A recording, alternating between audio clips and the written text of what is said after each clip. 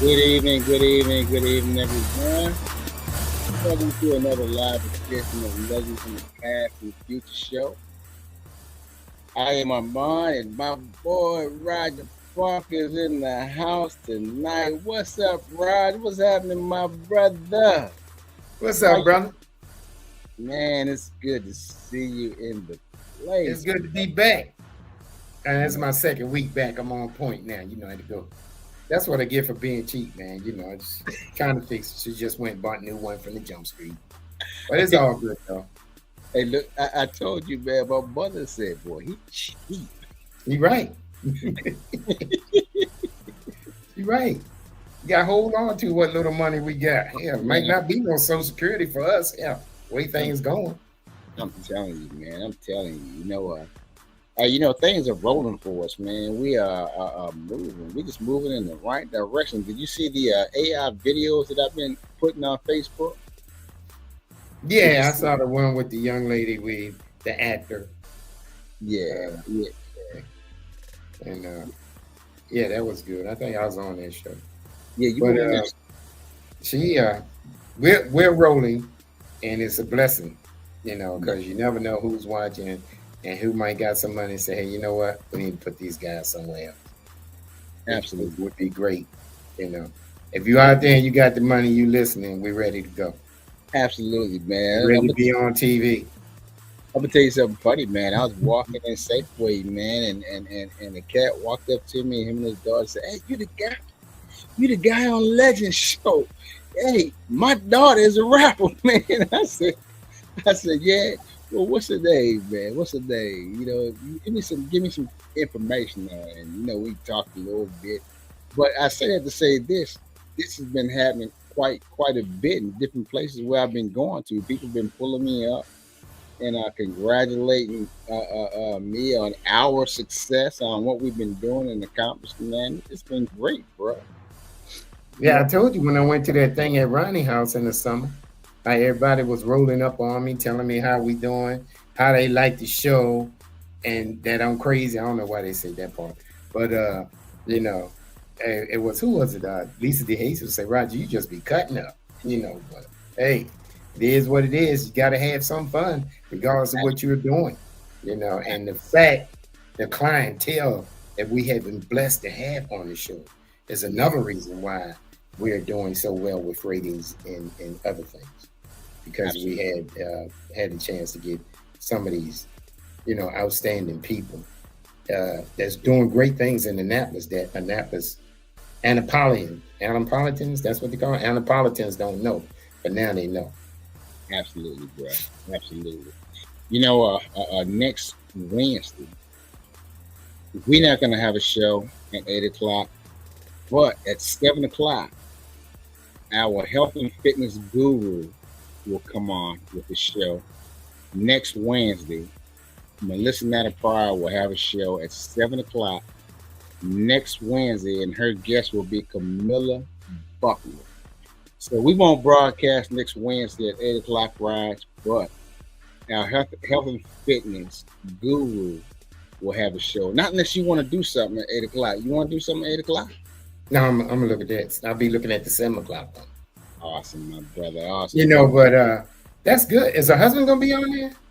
It's You kind of know, hard to get both of them with their schedule like it is. it is, man. It is. He's a doctor and he be doing a lot of things, man. But Hmm. we have to talk to her about that, man. Maybe we can get him on. But we got a nice one tonight, bro. Yeah. Oh yeah. We This got guy's off the chart.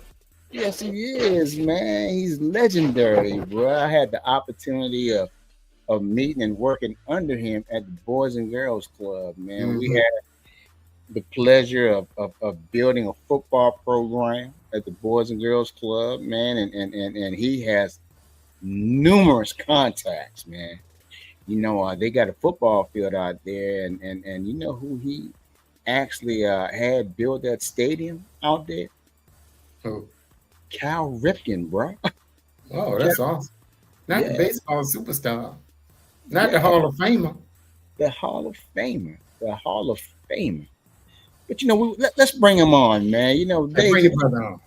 let's bring him on. Deja, Let's honor him. Bring him up real quick, Deja.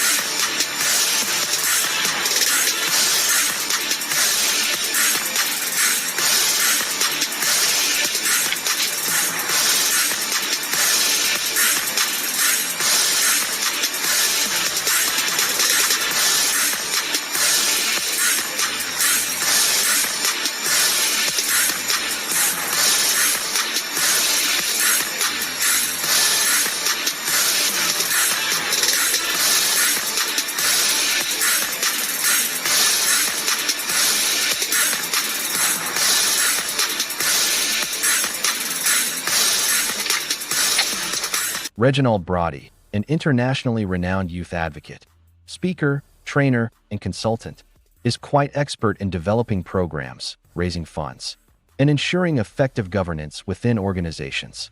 Among his clients are quite numerous, with names ranging from Gourdonston International School in Scotland to the Foreign Affairs Office within the U.S. Department of State, the Within Reach Project, and the University of the Virgin Islands. This versatility demonstrates his prowess in catering to different needs and environments. Over the years, Reggie has held multiple positions on various boards, including serving as a member of the Maryland Governor's Juvenile Task Force. Furthermore, he has been on the Planning Review Council, affirming his dedication to contributing to the betterment of society through influential leadership. In his current role, Reggie specializes in fostering the holistic growth of children within the 5 main aspects of their development: sports and life skills, character development, health and life skills, personal education, and arts and culture. This focus enables him to construct comprehensive programs that address the diverse needs and circumstances of the youth he works with. In summary, Reggie Broddie's extensive experience and knowledge in the nonprofit sector have allowed him to establish himself as a strategic leader with a proven track record of innovation, leading to his ability to successfully promote the development of young people. Let's bring him to the stage, man. He is. Let's give him a drum roll. None other than man, yeah, Reggie Broddie, man. How you doing, brother? Welcome to the show. I'm How you- outstanding, my brother. How you doing? It's good to see you. Man, it's an honor to have you on the show, man. We tried to do this before, we I had, know but had some guess what? technical difficulties, but we here now, so that's what counts. We got you. That's right, man. There Absolutely. you go. Yeah, yeah. Rogers, it's a pleasure to meet you, my friend. You Look too, forward to brother. seeing you. Look forward to seeing you in the flesh. Oh yeah, we got later on down the road, we're gonna have some, Armin There we always go. coming up with something. And Absolutely. it's gonna be an honor to meet you, man. Before, I don't even want to get into this until I start talking to you, but I mean, it's people need to know. I got you. I got People you. need to know. Well, look, Reggie, what we do to start the show off is we travel down memory lane.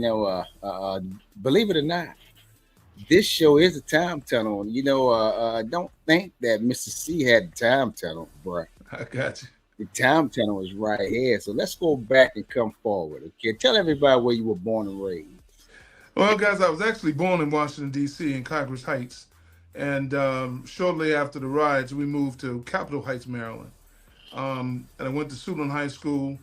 And from there, I went to a school called Austin Peay State, which is in Clarksville, Tennessee. I was there a year, maybe a year and a half. Then I transferred to Bowie State. And from there, I knew what I wanted to do. I majored in social work, and I knew I always wanted to work with kids. And the story behind that is I can remember when I was maybe middle school, and we would go to the bus stop, and I would see kids that was less fortunate than I was, and it always made me feel some kind of way. Till I went home and asked my mother, why don't such and such have, why do they wear the same clothes every day? Why can't they have different shoes every day and things like that? And my mother broke it down to me and talked about less fortunate, and everybody is not fortunate enough to have the lifestyle your father and I present to you. And now, by no stretch of the imagination were we rich at all. My father was an entrepreneur before the word was popular, but we had enough to get us through. But and I took interest in that to the point where, I'd have asked one of my best friends was one of those kids. Now, he was he had these Chuck Taylors that was just done, and I said, look, man, I got a pair at home that if you're okay with taking, I appreciate it if you took them. He took them, and we've been lifelong friends ever since. And now this guy is a big time accountant, attorney, doing big things. Support what I'm doing and always support what he does. But it's those things. It goes back to taking an interest, and that interest has always been a part of who I am as a youth development professional, as a executive leader, as a person that really believe in our young people. I've never once believed that our kids are in trouble, only because there are resources out there. If you know how to go get them, they provide those resources, our children will be okay. You just have to be able to have the skills and the wherewithal and the will to go do it. And that's what I've been able to do over my 40-something plus years in working with youth and families. That's awesome. Now, let's rewind the clock a little bit, or the time. Now, what are some of the things that you've done while growing up? Now, we talked briefly about your pops. Did you play sports while growing up? And who are some of the guys that you looked up to while growing up? Well, I've done a number of different things. I think when I look back as to how I got into youth development, I'll never forget this. My first job. Well, let me go back a little bit. My father, we got up. I was 14 years old, and we were sitting at the table. My father asked me, "Are you going to get a job this summer?" And I said, "Boy, Pop, I made the AAU basketball team. We're going to be traveling this summer." He said, "Nah." He said, "I need you to bring home a work permit because I think you're going to work this summer." I said, "Pop, I can't work." He said, "Are they going to pay you?" I said, "No, that's illegal for them to pay us." He said, "Well, you got to figure it out, but you working this summer." I said, "Oh, man." So I must have gave him this look. He looked at me. He said, "Son, look, see that clock on the wall?" I said, "Yes, sir." He said, "You see that stove on the wall over there?" I said, "Yes, sir." You see the refrigerator? I said, "Yeah." He said, "All of it's working, and when it don't work, it got to go." I had no idea he was talking about us. So I had no idea. So when he said, "Look, you better bring me a work permit, or you got 5 aunts and uncles that you can go stay with." He was serious. Everything in that house had to work, or it got to go. He was one of them guys. Look, Mama, he was one of them guys. If the stove broke, he wouldn't fix one eye. He'd get rid of the whole stove. And bring a new stove. It had to work, or it got to go. So I understood that quickly. Brought that work permit home, and got it signed. Took it back.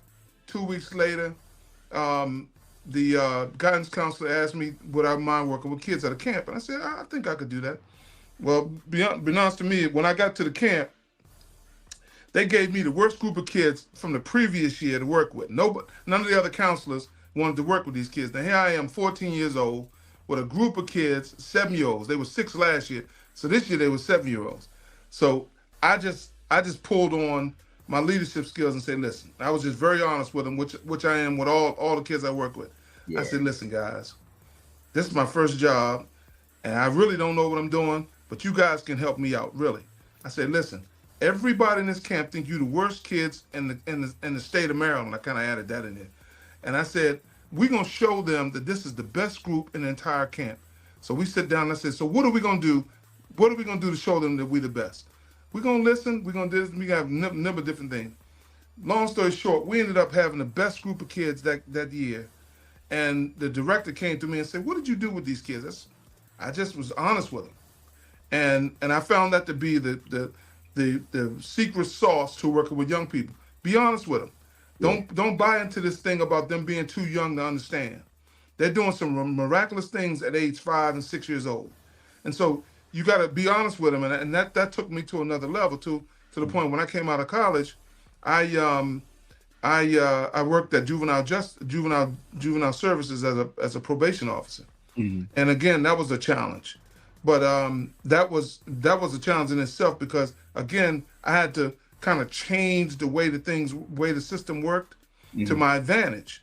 And I got an opportunity to speak to the principal of my old high school. I said, listen, I'm mandating that all the kids on my caseload come back to the high school.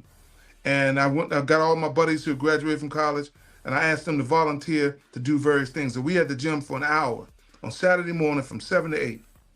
And we did everything from chess to basketball to literacy to ones that need help with the science and math. We did a lot of that to the point we did that for 2.5 years.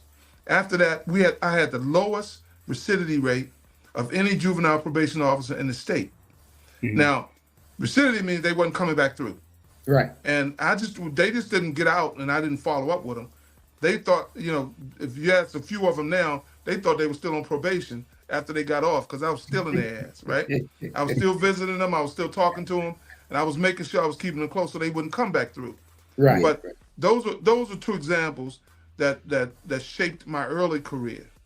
But from there, I just had this feeling about juvenile services, and I was looking for something that would give me an opportunity to get to them before they got to juvenile services. And so hence I joined the Boys and Girls Clubs and became I had every position there was before I became executive director. So I had an understanding of every position there was in Boys and Girls Clubs. And ultimately I stayed there for almost 37 years. And we did some pretty good work in Annapolis. I really feel good about the legacy we were able to have, in Annapolis. And we're still doing some things. The trust is doing some things on the same scale, on a much smaller level, but we're doing some great things. But yeah, I played sports, man. I came out of high school and I was recruited by Frostburg State, Salisbury State, Towson. Those schools, none of them were black. Now, what was interesting, my high school guidance counselor never mentioned Bowie State once, never mentioned Morgan, never mentioned Maryland Eastern Shore. So I had no idea that these schools existed. Now, I went to Austin P. I played football. My first year, I had a very good season. The second year, we're going into the spring ball, and they fired a coach. Now, I was devastated because he came to the house, sat in the living room with my parents, and everything he promised, he gave us. So I was committed to this guy, but they fired him. So the new coach came in. He said, "I don't care what any of you guys did. You from square one." And I couldn't. I worked too hard, to establish myself in the football. I was looking forward to starting the following year. And when they fired him, I said, "Look, man," I told my father, I said, "Dad, I'm going to finish this semester out, but I'm coming home." He said, "Well, how are you getting home?" I said, "Dad, I can't stay here. I gotta get moving." He said, "Well, listen, son, I don't have no money to send you." I said, "Well, how am I gonna get home?" He said, "Well, my suggestion is you buy the pig and ride his ass home." So I said,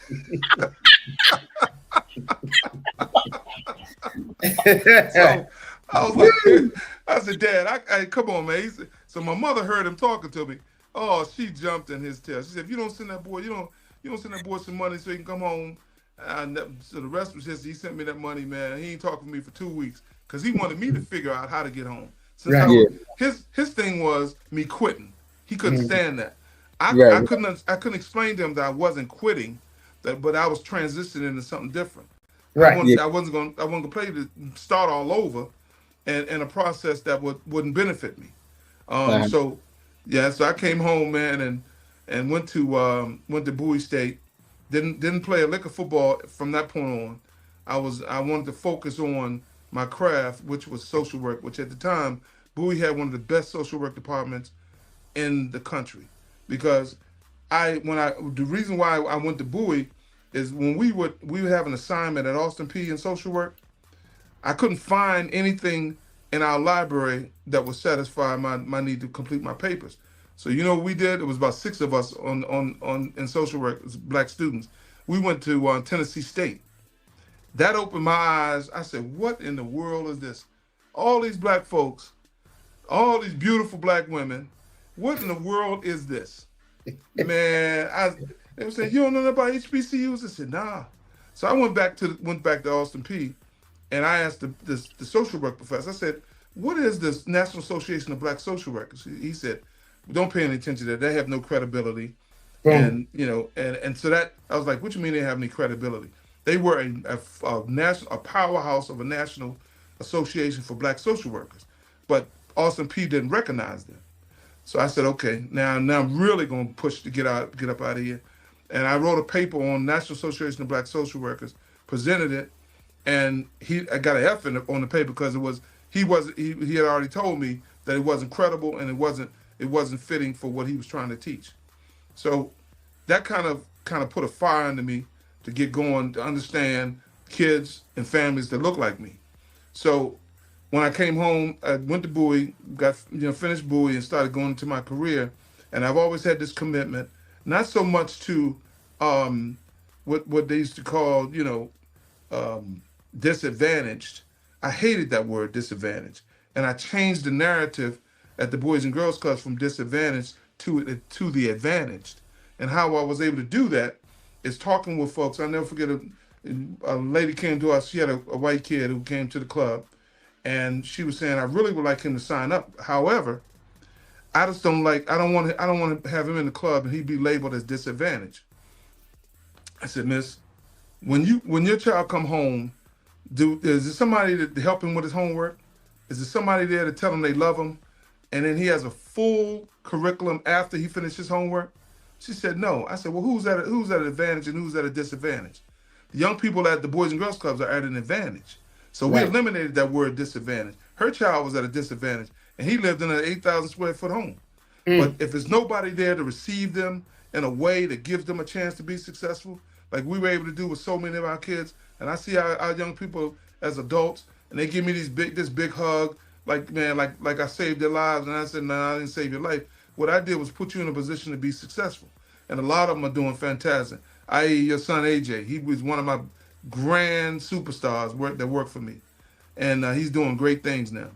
And there's so many of them out there, AJ, that's doing fantastic work, not only as my former kids, but I got some staff that are out there getting it done as well, former staff that are getting it done. Yeah. Hey, before I pass it to Roger, there's someone named Vicky that's trying to enter the studio. So I'm assuming that's someone that you actually. Yes, very Okay. good friend of mine, former SES, big time government employee, retired, forgotten more government work than most people know. Yeah. Is that someone that you want to? Absolutely, absolutely, love to have her come in. You want her to come in? Yeah. Okay. So if she comes on again, then what I do is I'll allow her in. Okay. Yeah, I sent it to her to listen to the show. You don't necessarily bring her, but I sent it to her to listen to the show. So she's actually trying to come into the studio. Oh, is she? Yeah, she's Oh, trying to. okay. So Okay. she needs to actually go to The YouTube. comment. Yeah. But go ahead, Raj. Yeah. SES, that's a big deal because Oh man. I worked at up there at the Pentagon, and I know how that SES stuff works. Because that SES is, and Armin know too, because he worked in the same environment. You know, it's equivalent to a general. So that's and they make crazy money. Mm-hmm. They make crazy money. Oh my God. You know. Yeah. But anyway, how did you? I got a plethora of questions, man, but I know we don't have a lot of time, so I'm just picking out. But how did you end up in school in the Virgin Islands? Man, I tell you, man, that's one of the most gratifying initiatives that I had the pleasure of working with. I was approached by the Department of Ed to find 24 students in Prince George's County Public Schools to attend the University of Virgin Islands. A lot of people don't realize that the University of Virgin Islands is a HBCU. And so it took me, I don't know, about 6 months to work with the schools. And primarily, we work with, Frederick Douglass, we work with Suitland, of course, my alma mater, Crossland, Potomac, places like that. And so I was able to get a group of kids, seniors graduating in the spring to attend. And we got them all processed, and they all went to the University of Virgin Islands. Now, what was really cool about it was it was a full scholarship for 4 years. And young people went down there and just fell in love. Only one of them actually came back home to this day, even through COVID. Only one of them came back to Prince George's County to live. All 23 of them are still living in the Virgin Islands, and and they had opportunities to get full scholarships to get their masters, and they stayed at the Virgin Islands. And I can see why, because I've been down. Any excuse I had to go down, I went down. If you can imagine, any excuse there was, didn't matter if one of the kids had a cold. I'm going down. You know what I'm saying? So it was a great, all 24 graduated, which I am most appreciative of and most proud of. Every single one graduated and doing well. So let's go ahead and go across the water. See, Yeah. I stayed in school for a couple of days, so I know a little bit of geography. How did There you we end go. up in Scotland? Hey, That's on the other side. that opportunity, we've been sending kids to Scotland for almost 25 years. We met with my co-founder's named Crispin Etherington. He's from England, and on his way back home from England, he met the head of schools at Gourdonston, and we did some research on the school, and it's a year-round school, but they offer one of the most dynamic summer programs in the world. Now these kids come there; they from all over the world. They're ambassadors' children. They're kids from very affluent families. Matter of fact, the Queen of England's the kids that they went there. But so we met with the head of schools, and we wanted to know if there was a possibility that we could send kids there for the summer. That's the entire summer. And man, we've been sending kids there. And when those kids come back, I tell you, if they're different. We had an opportunity to send a kid from Annapolis Gardens there, some before last, and they're different people when they come back. And I always tell the story. It's like clockwork. When the kids come back, they pull me aside with this narrative that speaks to Mr. Broddie. Did you know they have teen pregnancy in Russia? Do you know they skip school in Guatemala? Do you know this? Do you know that? Well, I said, yeah. I would say, yeah. I would assume that. Well, if you listen to what they wasn't saying, they thought they invented all those things right here in Annapolis. And so the world became something different to them. The world opened up to them to the point where all of them will tell you they can live anywhere in this world and be okay because the world is not different. Now, the only thing that's a little bit pressure on them when they go, because they're from America, they're the only kids from America, they are ambassadors. So there's an assumption that Americans act a certain way. Now, keep in mind, they're all black, right? So Right. they got to go in a certain way and present themselves in a certain way, and they do, and they come back different. The coolest part of it all is these young people have lifelong friends around the world. There you How many? I mean, the three of us can talk about it because we've traveled the world. But as a 13, 11, and 12, 13-year-old, and you have friends that you can call around the world. I have a young person, William. He goes to France every summer for the last 15 summers. I mean, he goes to France for the last 15 years for Christmas from his roommate that was from France. So they room with different kids from around the world. Yeah. Now, the other part of the program that's dynamic that I wish we could do something like this. At the end of the program, the last week of the program, they sail the west coast of Scotland. They put on a vessel. It's only 8 of them on the vessel with 2 professional skippers, right? They have to sail, they have to navigate the west coast and come back. And it's fascinating. Now, they're on this vessel with nobody to speak their language. So think about, how do you get from point A to point B and nobody speak your language? And so I asked the kids, how does that happen? I said, Mr. Broddie, you don't have to speak English or French or German when you're hungry. Okay, I can dig makes that. sense.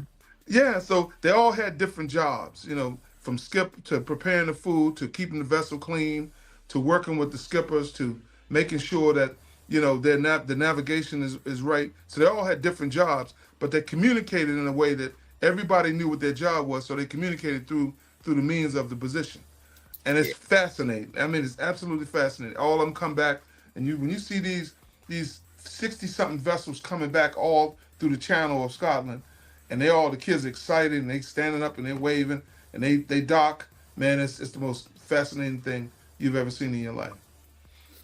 That's awesome.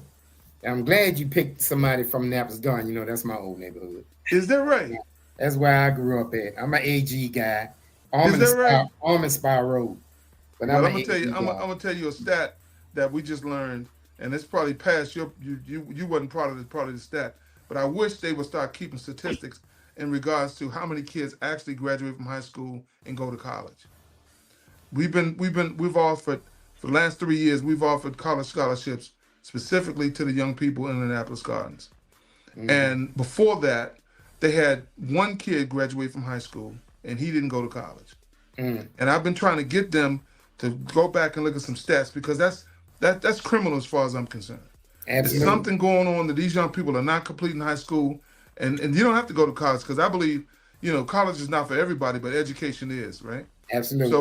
So we push the vocation as much as we push the college, but those young people have that somehow, some way in that system over there because it's a system that's keeping them from wanting to go to college, and it's a system that's keeping them from getting out of high school. So we're pushing to make sure that we change that system. And we're doing whatever we need to do, from having personal sit downs with parents to inspiring the young people. We have different activities and we have different special events for them. And letting them know that when you graduate from high school, you got money to go to college. And that's it's not a promise, it's a goal. So if they do what they need to do, they got money. Yeah. And we're just pushing it. And there's nothing more, guys, and you know this. There's nothing more to have funding that you can't find people to use the money. Right. That's criminal as far as I'm concerned. But Absolutely. but if they can't qualify, we got to get them. We got to get them up to snuff to qualify. So Absolutely. yeah, it's You know, yeah. well, Annapolis during Gardens my is time, I didn't mean to cut you off. You no, got you're something. good. During my time, everybody graduated. I mean, uh, I could name a plethora of individuals that day that graduated from high school with me. I mean, my whole street, Admiral Drive, with the Mm-hmm. guys that was my age, Virgil Wells, Kenny Bell, Kendall Bell, I could the list, Gerard Dupree. I mean, we just go on and on. Carlos Semley, just go on and on and on. Fidel De Jesus, John Johnson, all of us went, Germantown Elementary, Mm-hmm. in Germantown Primary, Germantown Elementary, Bates, and Annapolis. And everybody graduated. It was so much. It was just the norm. Mm-hmm. But what's going Mm-hmm. on with him? He graduated from high school. Congratulations. Nobody expected you not to graduate. And that's the narrative that we want to change at Annapolis Gardens because it's all about expectation. There's no Right. expectation. Mm. There's no expectation on these young people to graduate. It's it's it's the most fascinating thing to talk to some of the parents. They just it's like it's almost like if they young people doing something different and beyond them, it's something else going on. So that's why I call it the system. And so we're really pushing to make sure these young people understand the importance of again, it's not about going to college, but Absolutely. it's about getting that vocation. Absolutely. And because I have some young people who went on who have the HVAC, they're making more money than I am. Yeah. Oh You yeah, know, my great nephew involved in that, oh brother. my God, one of my guys. I had to talk to him. I said I need my air condition fixed. He said, "Well, it'd be about." I said, "It'd be about what?" He said, "It'd be about 1,100." I said, "Man, nah, bruh." He said, "Mr. Brody, you taught me to always work for your money. Don't have the money work for you." I said, "Well, so what does that mean?" He said, "You tell me." I said, "Look, man, I need my air condition fixed." He said, "I'll be over there." So he took care of it. But he, Yeah, you but know, you know that. he wanted payment, and I got it. Yeah, but I tell you, that boy. I mean, he went to AACC and got a certification. You know, and I can't believe when I look at him and but it's who they around. Mm-hmm. It's who they around and what they see. Like my Yep. family, we 3 and 3. Everybody Mm-hmm. graduate from high school. 3 got degrees, 3 don't. But Mm-hmm. everybody had a good job. Everybody got houses, except for me. I sold my house. I live in an apartment now, but they all got houses. They all did well. And my parents, my dad went to college, but my mom didn't. And but they was all about their work. And my father was like your father. He wasn't a big man. I was taller than my father when I was 11. But Wow. he ran the house. You know, my dad's like 5'2". Mhm. I don't know my father. You know how short he was. But he's like 5'2", but his hands was like 10'9". I mean, his hands was like that thick, man. He's from Galesville. So Oh this yeah. old country boy, he mess around and hit you. I know what you mean. He never hit my sisters though. They got Yeah. away with murder. But the Yeah. boys, but I'm glad I had that kind of dad. You know, Yeah. and you're right about the education thing. I learned more the first in Army, he probably could attest to the same thing. My first 4 years in the Army, I learned more than the whole 18 years I did in Annapolis. You Mhm. know, about life, how to take care of things, do things on your own, what's expected of you, be on time, be in the right uniform, hair look a certain way, responsibility, you know. And I grew up in the military because I went in 19 and came out at 49. So Wow. Wow. I grew up That's in the getting it military, just done. like Armin. Armin same. Yeah. You know, Yeah. we was kids when we went in. We was grown Yeah. men when we came out. But before I got one more thing I'm gonna throw you over to Armin, you know, because this the cool uncle. Now remember when I you go got with Armin, you got the rules come back. You you. can't breathe, you can't blink, you know. Right. So you gotta do all that while you with me. You know, and I seen your the plethora of things you got in hand, your resume.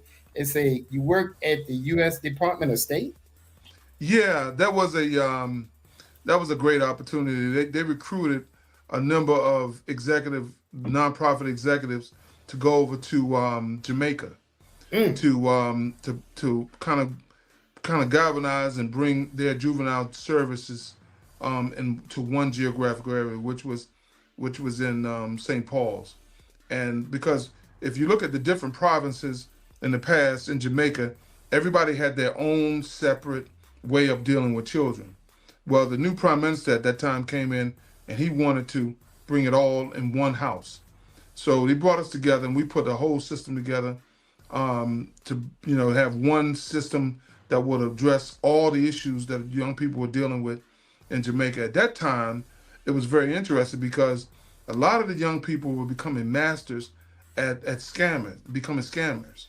And if you remember back in the past, you get this letter that, I got $8 million and if you send me, I want to share it with you and all that. Well, those kids right, were right, right. a lot of people didn't realize some of those kids were 8, 9 years old Mm, and scamming people out of their money and making good money until one scammer they scammed the wrong person and they scammed this person out of Delaware somewhere and the person went to Jamaica looking for him ooh, and found him. So that triggered the whole thing. So they brought us in to work with the young people to change the mindset, create systems offices in each of the provinces to improve. And I think it's a lot better than it used to be. It's a whole lot better. So, and we stayed on the we stayed at the embassy, which they made sure that we didn't go off the embassy when we wasn't working. But I didn't have an issue. I didn't feel threatened at all, because they looked like me. So it's just right. like, I was telling the guys at the embassy, look, I'm good.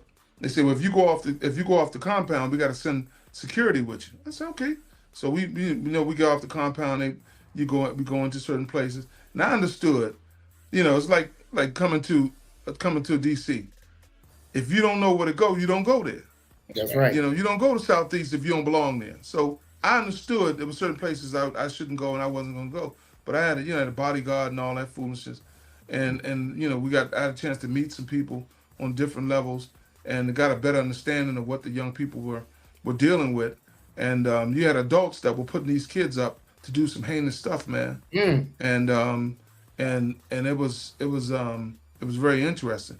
Now we were in Kingston, and if you remember, Kingston is the place where everybody tell you don't go, right? right. Kingston is a Absolutely. fantastic place, man. And they gave it bad press because that's where most of the kingpins were, Right, right, and right. so they were running Kingston. But I look at it from the perspective of they were running Kingston to keep it safe. And it's interesting that some of these guys that are doing what we may think is is some criminal activity, a lot of times they're just trying to keep order. Mm. So I learned that quickly, and that was one of the drivers told me that. So they're trying to move Kingston to the next level where they will start having cruise ships going to Kingston. I haven't been in a while, but I would love to go back to Kingston. But that was my time with the U.S. State Department. Absolutely amazing, man. Armin? Yeah. Yeah. So you specialize in program development, fundraising. Here's a scenario for you. Uh, let's say I'm gonna consider uh, forming a traveling football team, Hmm. and to begin a traveling football team, of course, it would require funding. If I were to approach you with a plan, of course, uh, how could you help me in financing that traveling funding team, traveling football team? Well, there's a couple of different. The first is it's all about relationships. Okay. There are organizations like Under Armour who are waiting for reputable organizations to come with them with a plan that would advance not only the young people in football, but would also advance Under Armour. So I would that would be my first conversation. I would go sit down with Under Armour and say, here's what we got. But we're not just a football program. Our goal is to advance these young people in a way that they will have an opportunity to play on any level that they want to play on, not just Division One, play on any level that they want to play on. But here are our rules, here are our regulations. The other thing is, which a lot of people make the mistake, when they go talk to corporations, Mhm. they go in without a business mindset. When you Yeah. go in and talk to a corporation, you have to talk their language and a business acumen that give them a chance to really kind of delve into what you're doing and what you're saying so they can go do their homework and present it to their people with the money. And Hmm. oftentimes we don't do that. We go in and I got a football pro, we don't have this and you guys we really like you to help us out. But how do you want us to help you out? You got to have a full go in with a full outline, a budget, and of where the money is going. The what, the when, and the how. And then I always tell people too, when you go fundraising is largely relationships. People don't give to organizations. People give to people. I always said people didn't give to the Boys and Girls Club; they gave to me, and that's not in a braggadocious way. They Right. gave it to me because they knew I was going to do right with the money. Absolutely. So never believe they give into organizations. Just have a plan that speak to. There's a win-win on both sides, and if you have that, because this could be a great platform for Under Armour, to, as a partner and a means to advance in this podcast and some other things. The money is out there. Don't ever believe it's not. It's there. You just gotta have a full plan. That's what I would do. But the other thing is, I would have fundraisers that don't cost you money. Now, I'll give you an example. We had a golf tournament, Hmm. and we asked each of the golfers to bring one bottle of wine at a value of $18. Right Hmm. now, we had 144 golfers show up. Mm. Now we had 144 bottles of wine. Then we had a raffle at $10 per raffle to give away these 144 bottles of wine. We had people buying 15 and 16 raffle tickets so that they could reduce their odds of getting that wine. But it cost us nothing. We raised over 8 grand with doing that. And Wow. then we had one person buy somebody else's ticket. They would use it, so it was interesting. We never even thought about this. Have somebody buying it, man. I'll buy your raffle ticket for $50. And see, all that money came back to us, but they wanted to reduce their odds, and I got it. It was legal. So when it was all said and done, we gave away 144 bottles of wine. They probably still drinking wine to this day. Mm. Wow. So Reggie, you mentioned the platform and Under Armour. How can we advance this platform financially, uh, and gain people like Under Armour and others in supporting what we do with the number of followers that we have, and we have close to 300,000 followers. How That's can a lot we? of followers. How can we That's a get? lot of followers. Yeah. I would reach out. I would reach out to some of those followers. But Yeah. again, you have to have something in common with our Under Armour. So Okay. if you're talking about bringing, you know, let's just say Ray Lewis, he's always available. Hmm. You just got to get to him. You know, what's the other cat's name that we thought we was gonna get to be our head coach at Bowie? Reed, Ed Reed. Right. He's on the coaching staff with the Ravens. And so if you can get to those guys who have now you're talking about what do we have in common? We would love to have Ed Reed on. We'd love to have, some of these guys on that play football or basketball or sports. You know, so you got to have something in common with them that they can see that it again advances their name and their brand. Hmm. Yeah. Okay. Okay. Yeah. So how can we pimp you out? Yeah. Hey, Reggie, look, you see how the stern uncle trying to be the cool uncle now? that. You see that? I got it. Somebody asked me the other day, what's my hourly rate, right? As a consultant, and I said, it's pretty steep. So we can talk about that because one thing I learned from Mike Bush, God bless his soul, he said, Reggie, your Rolodex is your money.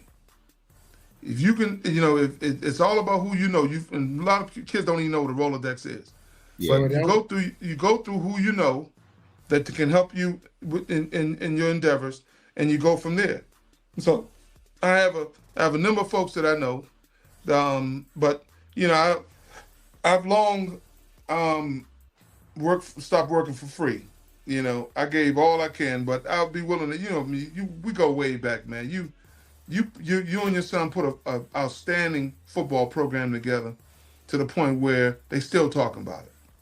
You know what I'm saying? And those kids that went on to do great things, man. So we can talk about it. We can talk about it. So what I'm going to do, I'm going to show you what the one and only, and there have not been no other African American teacher at Annapolis High, and what our classmate Lenny Knight has said about you. I'm gonna show that to you, and I'm gonna allow Roger to say one more thing, and then give you some closing remarks, and then we're gonna get out of here, okay? Okay. And this is from Stephen Bannon. Can you see Okay. that? Mm-hmm.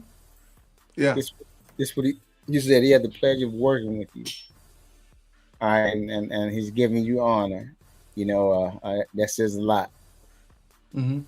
Yeah. I know Stephen. Yeah. Yeah. And That's cool. Absolutely. Absolutely. And our classmate gave you props. And you saw the vision at a young age. Mm-hmm.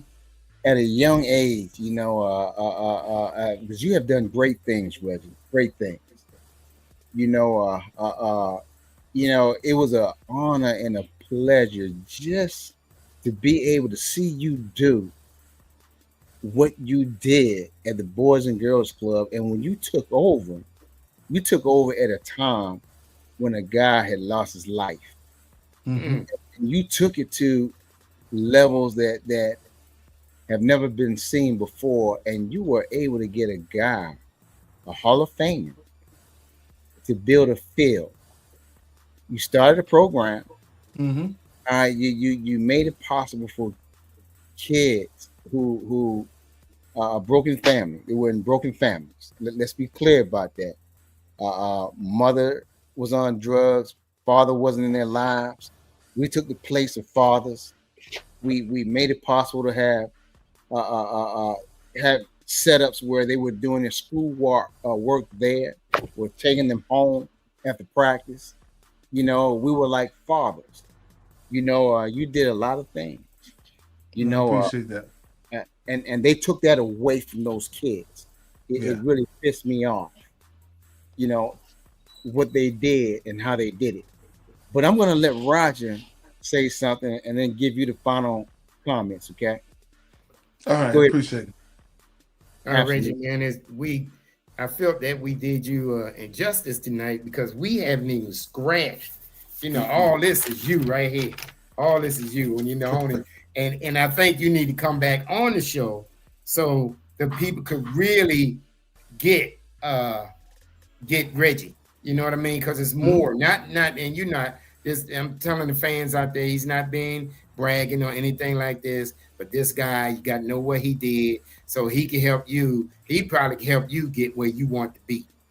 And he's not giving no free stuff away. Everybody got to eat. And Lenny Knight, like Armin said, was our classmate. He's a big time basketball player. So I want to say close out with this, because I'm just excited. I wrote all these questions. I knew we weren't gonna have time, but that's all right. I'm gonna have you back on the show, man. I'd love to come back. I'd love to come back. I'm super proud of you, my brother. Thanks for looking out for those AG folk. There we go. And the come over and visit us. Yeah, I will. we're over there on Thursday nights. Y'all go to AG on Thursday nights? Yeah, we'll be there on Thursday nights. Right now, they get ready to do a major renovation at the Recreation Center, which I'm very, very proud of to be a part of. So we're gonna transform, transforming the environment, transform the kids. So we're gonna make that a first class environment for those young people where they won't want for anything when they come in that building. Well, I ran those same streets. So if you need somebody to, come over there and talk to the kids and absolutely, not bragging on anything, my accomplishments, I ran these same streets that you guys did. So if I did it, I know you could do it as well. Absolutely. So thanks again for coming on, brother. We super proud of you. Ross, thank you so much for having me. And AJ, I always had the utmost respect and love for you, man. I had the best time when I came to your birthday party, man. We had a good time. Had a great time. I'll turn it back over to Armin now. Hey, look, Reggie, we're gonna allow you to close it out again. We're not gonna have a show next Wednesday. That chicken is for you. We're gonna give way next Wednesday to. I said that's your chicken over there. We're gonna give way next Wednesday to our health and fitness guru, Melissa Nata Pride. She's gonna run the show next Wednesday. It's gonna be hers at 7:00 next week. Reggie, take us out. Guys, I want to thank you guys for giving me an opportunity to come on and talk about some of the things that not necessarily I did, but what we did. I had a fantastic all-star cast of staff that gave me an opportunity to shine. And not once did any of them ever ask. They would ask, why are we doing it? They said, when can we do it? And I always appreciated that. And so whenever I have an opportunity to see my guys, I give a big hug, and some of them I give a big kiss. But I just appreciate everything they've done with us to make the lives of these young people who are now adults happen. So many of them are doing fantastic. So many of them. Thank you so much for having me, guys. Thanks for coming, brother. Everybody, next week on the Health and Fitness Show with Melissa Nata Pride, 7:00. We will return the following Wednesday. We're gonna have a hot guest. See you then. Thank you, Reggie. Thank you, Roger, as usual. Peace.